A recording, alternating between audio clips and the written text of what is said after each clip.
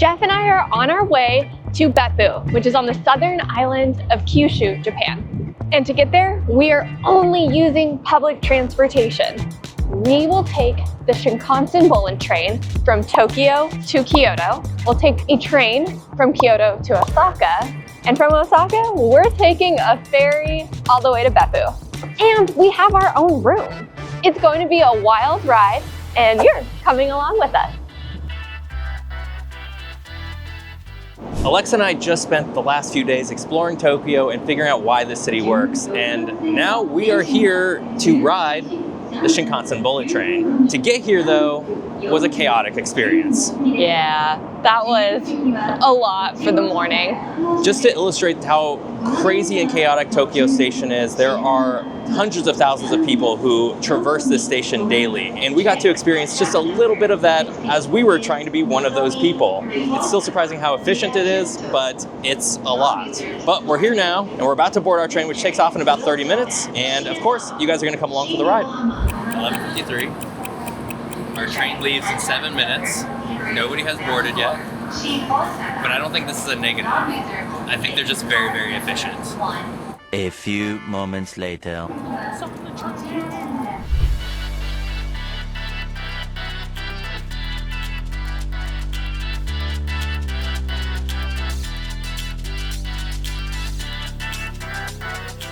Alexa and I have just taken off from Tokyo Central Station. We are on our way to Kyoto. It'll only take us about 2 hours and 15 minutes, despite going almost 400 miles away. Quick correction, 310 miles, not 400 miles. Still very impressive. Much better than anything Amtrak has. These trains are fast, and I'm going to show you exactly how fast they are because I have a little speedometer app. But we're going to get to that in a second, because right now we're only going about 60 miles per hour. How quickly do you think I'm going to fall asleep? 10 minutes. Easy. I'm already tired. 12 seconds later. So as I already mentioned, the Shinkansen can go up to 200 miles per hour. We are currently at 125 miles per hour, which is very fast, but I'm hoping we get all the way up to 200, and I will absolutely let you guys know when we get there. We are now at 175 miles per hour. This is definitely the fastest I've ever been on land.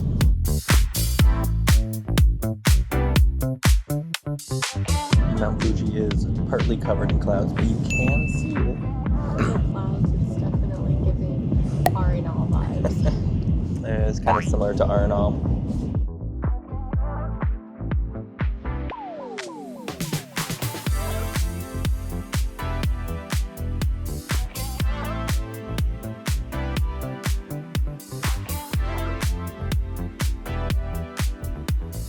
It makes me think of one of my favorite movies, Bullet Train. Now, obviously, that is a very highly stylized movie, and it's not all that indicative of an actual experience riding the Shinkansen, but it does take place on a Shinkansen. But there are two things that make me think that there is some truth to that movie. One, these trains are really smooth. I've had my camera set up on a table. It hasn't really done anything other than some slight rocking. All in all, far more smooth than Amtrak, for example. And two, these things are always on schedule. In that movie, they make a point to highlight just how punctual the Shinkansen is, and that is 100% true. You do not arrive to a station less than a minute before it's supposed to arrive, and you do not leave less than a minute after it's supposed to leave. The efficiency at play is very impressive. We have about 30 more minutes left on the train. I don't know if we're going to hit 200 miles per hour. According to my app, we have hit 181 miles per hour as a max speed. Alexa and I have officially made it to Kyoto. Uneventful Shinkansen ride. I napped, it was great. Very cool to go 183 miles per hour, which is what we topped out at. But now we're here just a short 2 hours and 15 minutes later. Unfortunately, we got here a little early and we can't quite check into our Airbnb. So Alexa and I are gonna find some lockers. We're gonna stow our gear and we're gonna go wander around, I guess, downtown Kyoto. Or we might check out the station because it seems like there's a lot of food options. Not sure if it's as comprehensive as Tokyo Station, but we'll see. We opted for staying at the station. It was hard to find a locker, so we had to carry all of our luggage with us. Decided not to go downtown and had conveyor belt sushi. It was pretty good.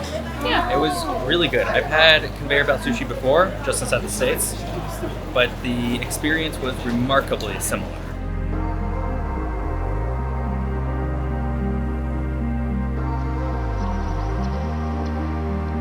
We've made it to our Airbnb, so we're gonna get settled in, maybe head to the grocery store so we have some food for the next few days. But I think we're gonna close it out for the night, so see you tomorrow.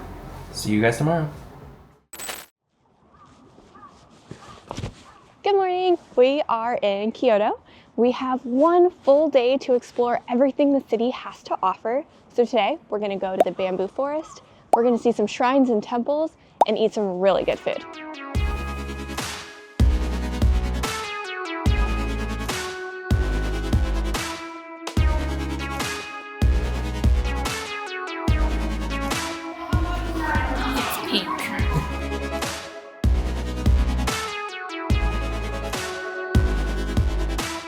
Here's what I'll say. Kyoto's subways, their trains, not as nice as Tokyo's, but still way nicer than anything in the United States. You know you're not in Tokyo anymore when you're the only one on the subway. We have this whole car to ourselves. What do we smell or something?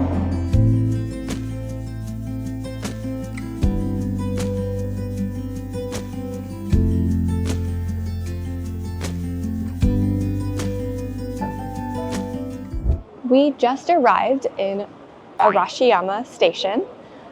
Before we head into the bamboo forest, we wanted to talk a little bit about the history of Kyoto. So founded in the Heian period in 794, Kyoto was the capital of Japan for about 1,000 years. Today, Kyoto is now known as the cultural capital of Japan. And this is largely because during World War II, Kyoto did not face large-scale destruction and therefore has been able to preserve a lot of the cultural heritage of Japan. We're really excited to head into the bamboo forest. So I think we start walking through a temple first, which is a good precursor into why Kyoto is so famous, right? Kyoto is known for having so many shrines and temples. And we will show you a few of those today.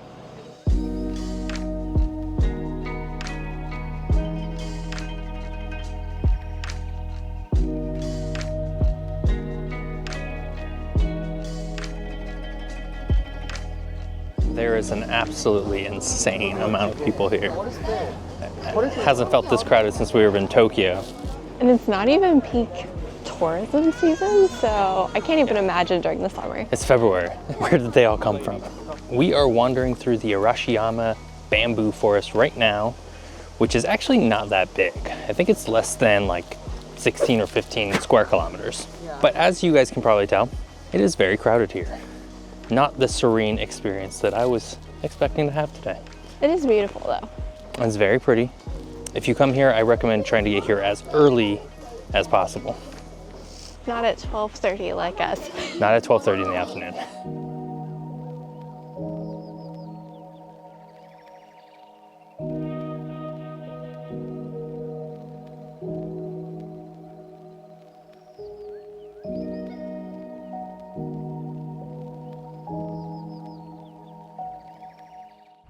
So we're in Nishiki Market. A little bit about this area. So Kyoto has a rich history of selling fish and other foods in this area because of its proximity to the Kyoto Imperial Palace. Today, it's a narrowly paved shopping area. I appreciate that it's kind of indoors because it's cold outside, but this is called Kyoto's Kitchen because there are so many different shops full of food and fish, vegetables, and fruits. So we're excited to check out the Kyoto Kitchen.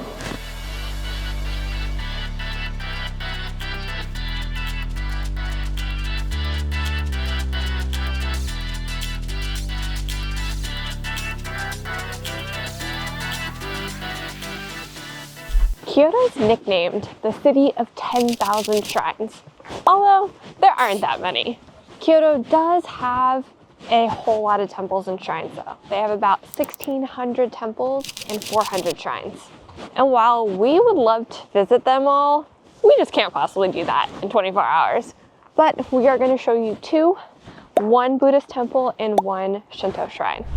Welcome to the Ryuzen Kannon Buddhist Temple. This place was built in 1955 as a memorial to those who lost their lives during World War II. And this statue behind me stands at a towering 24 meters tall. Now, Alexa and I paid for entry, which means we have these lovely little incense sticks. We're gonna go put them on an altar of sorts to pay our respects to those who lost their lives in World War II.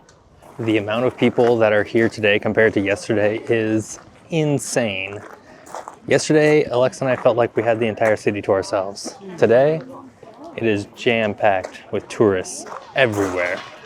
I guess we're one of them.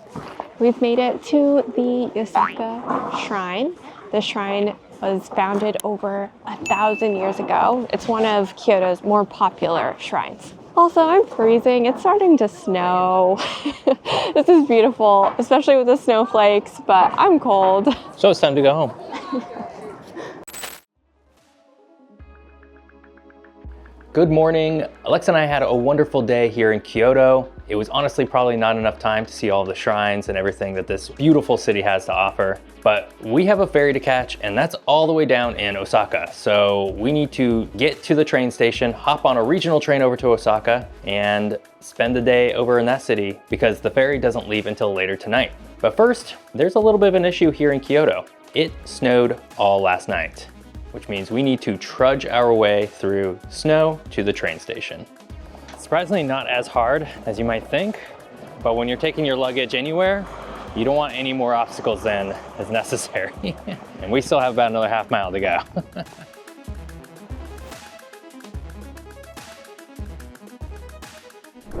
We have officially made it to Osaka main station here in Osaka, and I just can't stress enough how easy that ride was.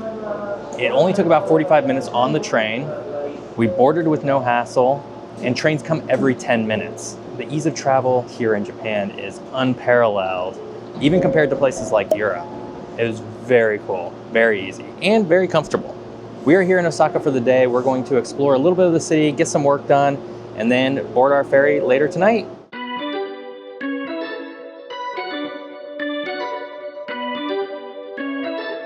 Japan and Osaka in particular, weirdly enough, have really cool manhole covers. I don't know why, but a friend told me to check them out and live up to the hype. It's the Osaka Castle on a manhole cover. Osaka Castle, very beautiful, a lot of tourists, very long line to get in. We are on a schedule to get to our ferry, so we will not be going inside today. Womp womp.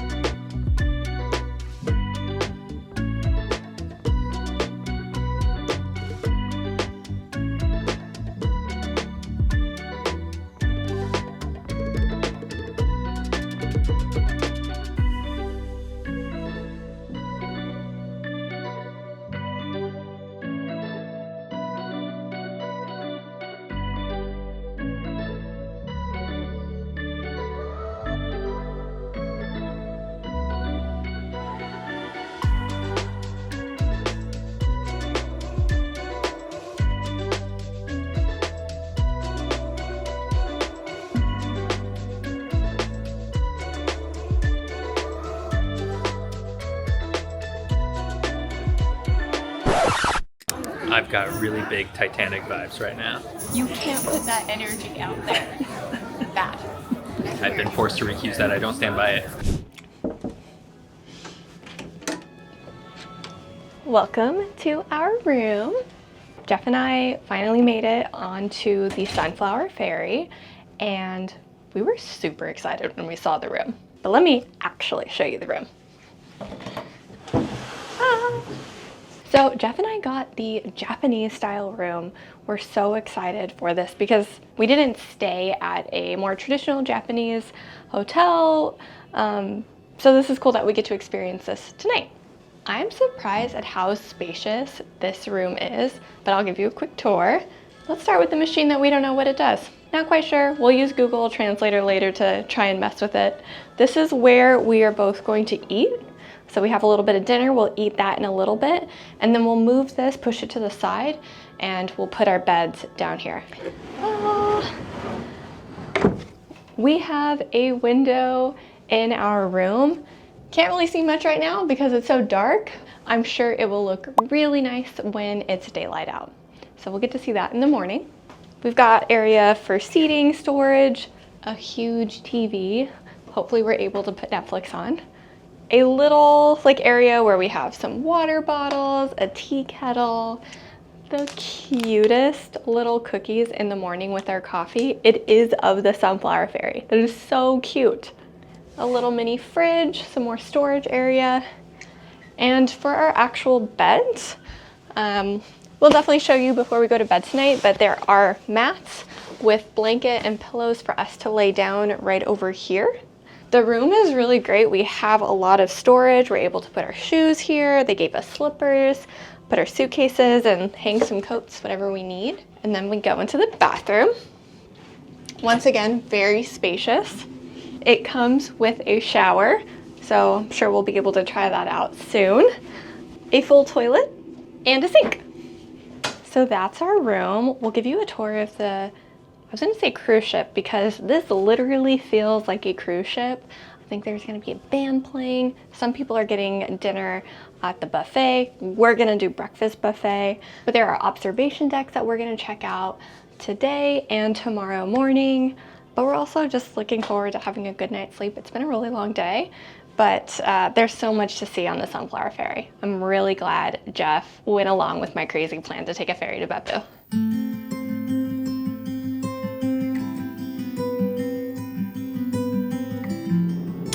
Oh, my teeth are cold from smiling. It's so cold out here.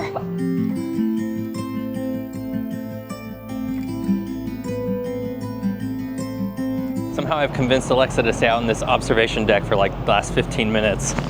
It is 36 degrees.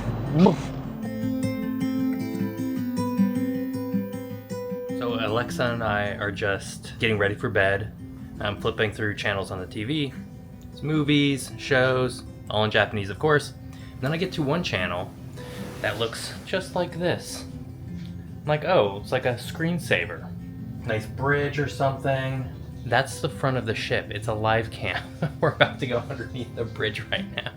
Well, guys, it's been a really long day for me and Alexa. Started in Kyoto, went all the way through Osaka. Now we're on our ferry. We are exhausted. So we're gonna call it a night, but we will see you bright and early in the morning. Bye.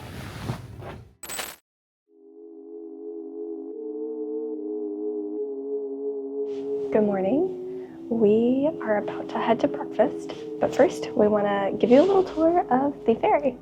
We are on the 7th floor. There are only 3 floors, 6, 7, 8, so we're right in the middle. This floor offers a women's shower and bathroom and men's shower and bathroom, and they offer onsens for each. Obviously, we can't film that and show you that. From the 7th floor, you can also go out to the observation decks. For only 200 yen, you can do a massage chair. I'm really hoping that we have enough time to get in there because I love a massage chair. Also, I love the carpet at the Sunflower Ferry. It's so retro. On the 8th floor is where a lot of the suites are located, and the suites have balconies. Kind of wish we would have been able to get that, but really happy with our Japanese style room. What's also nice though is that all of the suites have their own little lounge that they can access up here. The 6th floor is the main floor, the reception, the food hall.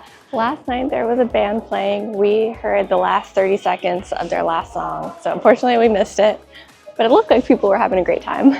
Through there is a shop where you can find souvenirs and just like little snacks. Pro tip, the beer in the vending machine, cheaper than the beer in the store. Okay, I think it's time for us to get the breakfast buffet. We'll show you what's in there as well.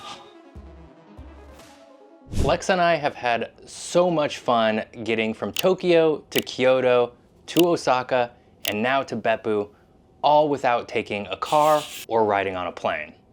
And all of this has been relatively easy and fast and inexpensive. I think this just speaks to how well Japan is connected. In places like the United States and Canada, taking a train or taking boats to places is not really feasible unless it's some sort of luxury travel. But here in Japan, it's just what people do.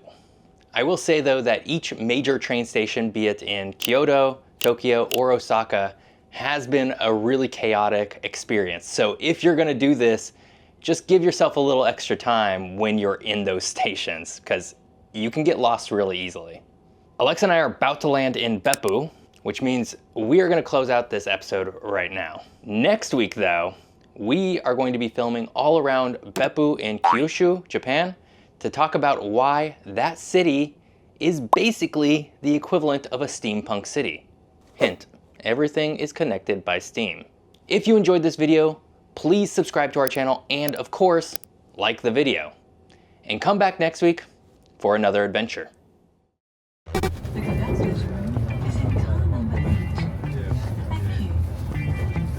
It makes me think.